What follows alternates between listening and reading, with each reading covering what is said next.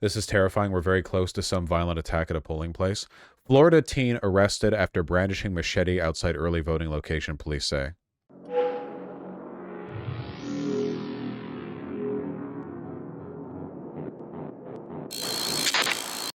That is a rusty-ass machete. Holy shit. Look at that. You can barely tell the handle from the blade. So a MAGA high schooler. He does kind of, if you asked me, like, describe, like, a militant, far-right, Floridian teenage boy, I would, like, this is what my mind would construct, more or less. A Florida teenager has been arrested after he brandished a machete in an aggressive, threatening posture over his head at two women Tuesday outside an early voting location near Jacksonville, police said. Caleb James Williams, 18, joined by 7 juveniles, approached sign waivers and antagonized the, quote, opposing political side. Key did not provide the political affiliations of the victims or suspect. I'm sure. Charged with aggravated assault, held at pretrial detention facility. The group was there for no reason but for ill intentions and to cause a disturbance. That's nice. That's nice. Find better hobbies. We are going to get some truly stunning acts of terror on voting day and after. Chances on DeSantis pardoning him? I'm terrified of cons doing domestic terrorism at polling places, if only to delay voting. Yeah, I mean, yeah, decent chance. I don't think it's going to happen at, like, every goddamn place. They're already boarding up downtown Portland. No. I think that's fake news. I think that was a stunt. There was hold on, wait. I saw a tweet about this. We can investigate it. Where's the tweet where there was, like, a Republican politician who had some staged actors to look like emergency services personnel to show up and block stuff up, but they were just doing it for a photo op? The Bible thing? Okay, I don't know what you're talking about. Here we go, this. This is a stage video posted by James Blair. Oh, this is in Pennsylvania, not Portland, sorry. But this is what I was referring to. So I don't know what you're talking about when you mention Portland. This is a different example of interference. This is a stage video posted by James Blair, director of the Trump campaign at RNC, to make it look like there's voter suppression in Pennsylvania. What are you doing about this, Governor Shapiro? This is Bucks County Emergency Services shutting down the line in Doylestown right now at 2:30 p.m. This is suppressive and intimidating. I don't know if this is... It's just tweets. Does anyone have an article on this? I literally just saw this, like, right before I went live. I saw it on my phone, so I didn't have a chance to look at, like, any corroborating information. Is there, like, a news article talking about this? There was a ballot box in Portland that was lit on fire. Yeah, but that's just for funsies. That's just a little bit of trolling. So they're just doing, like, a little LARP here. Traditionally, it's very typical when police show up to do something, like, arbitrary like this that looks really bad. If you look at a no context video of it, traditionally someone follows them from behind with a camera and, like, perfectly sets up what they're doing, you know? They don't carry themselves like cops at all. No, they don't. Trump attempted to sue Bucks County and a judge extended the early voting period from long lines as a result. Judge extends early voting option in a suburban Philadelphia county after Trump campaign sued. A Pennsylvania judge on Wednesday sided with Donald Trump's campaign, cool, and agreed to extend an in-person voting option in a suburban Philadelphia county where long lines in the final day led to complaints voters were being disenfranchised by an unprepared election office. Wait, that's fine. I know that the Trump campaign is the one that brought the complaint, but that seems like legitimate, yeah. If the lines are so long... Now, obviously, the Trump campaign would never extend this courtesy to, like, long lines in Harris County or whatever, you know, but yeah. This seems like a one-day extension.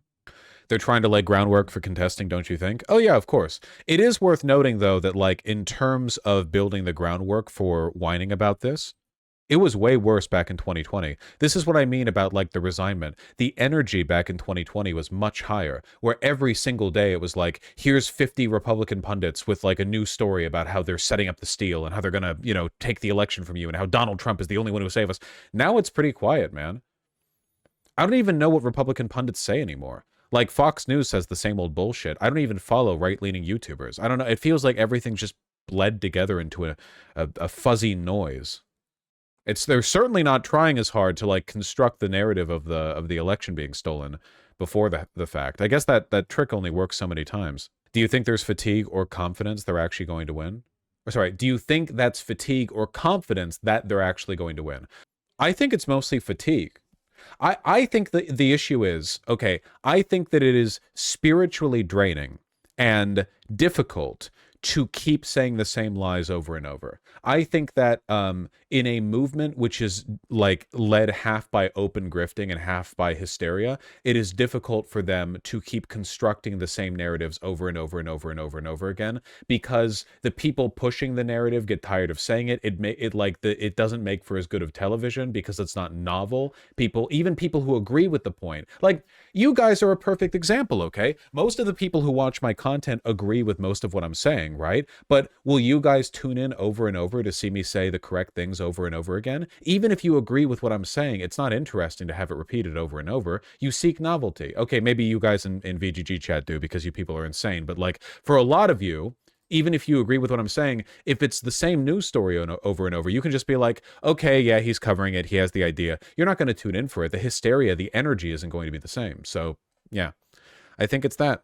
We're going to talk about it soon, but with like Joe Biden talking about like the garbage America comments, which we'll talk about that in a second, but like there has been an effort from the right to like feign offense over this, because that's what Nazis do. Like Nazis will say the most vile things imaginable, and then you'll say, I think you're a bad person, f you, and they'll be like, oh, I can't believe the divisiveness that has become normalized in American political discourse. This is disgusting, you know? But like, they have not been able to push that line with the same energy, you know? Just get tired of it. Pay close attention to this video of Kamala Harris when she thought nobody was watching.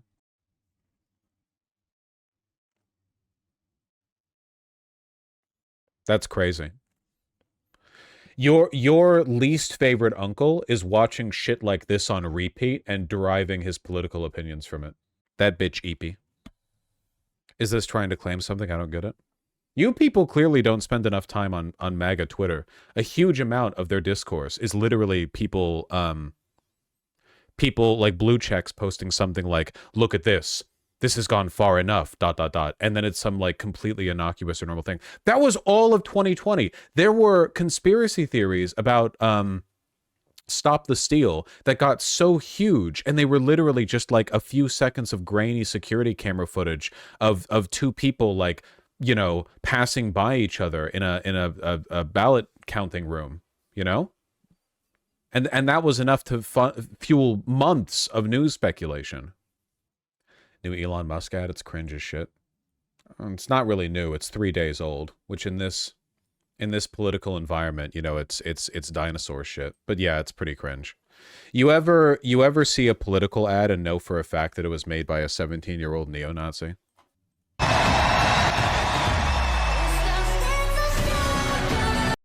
Not only can I not play it for copyright reasons, but even the first 4 seconds should be enough to convey. I'll tell you this much, okay? You can really tell that it was made by something that Elon is responsible with. The soy right. The soy right. We need to find a way to like, yeah, I can mute and play. I can mute and play. We need to find a way to transcribe that into like mainstream liberal media coverage. The soy right, where it's very obvious that like all of the information that you have about conservatism comes from little dark age edits, and you have no actual opinions on anything. It's all just like 4chan shit posting. You have no real convictions.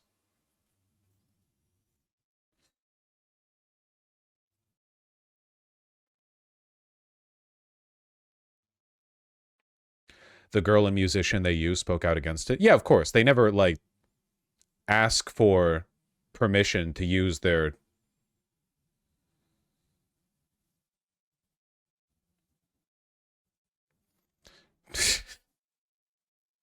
This feels like a YouTube poop. I mean, it works on like a small number of people, but that small number of people are either too young to vote or don't have any. They weren't the group we were going after to begin with. I know they can't introspect, but how does that not embarrass them? I mean, you kind of answered your own question, right? Like, if you're the kind of person who this resonates with, you already don't have much of an internal world, you know?